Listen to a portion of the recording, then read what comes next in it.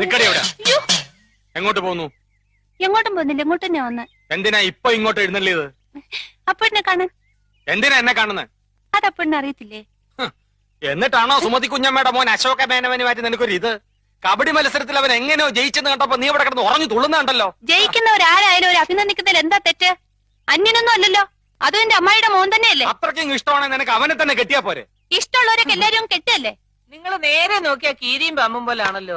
നീ എന്താ രമേന്തി അവനെ ദേഷ്യം പിടിപ്പിക്കുന്നേ? തോക്കുമ്പോഴും ദേഷ്യപ്പെടുമ്പോഴും അപ്പൂട്ടന്റെ മുഖം കാണാൻ നല്ല ചേല അമ്മായി. അശോകന്റെ തോറ്റ മോത്തിന്റെ ശൈലി നീ കണ്ടിട്ടുണ്ടോ? അതിന് അപ്പൂട്ടന്റെ ഒരു അവസരം തരുന്നില്ലല്ലോ. എന്നാ കാവിലെ പാട്ട് മത്സരത്തിന് നീ വാ, അവന്റെ തോറ്റ മോന്തയുടെ ക്ലോസപ്പ് കാണാം. ചുമ്മാ തങ്ങിയെന്ന് തോറ്റാ പോരെ, അതിന് ഈ വീരവാദം വേണോ? ചുമ്മാ തങ്ങിയെന്ന് തോറ്റാ പോരേന്ന്.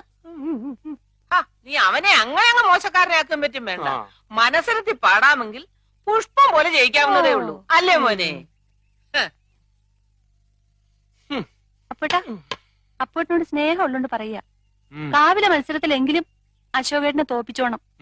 അതിലും തോറ്റിട്ട് അടുത്ത മത്സരത്തിൽ എടുത്തോളാന്ന് പറയാൻ ഈ വർഷം വേറെ മത്സരങ്ങളൊന്നും ഇല്ല. അടുത്ത വർഷം ഉണ്ടല്ലോ.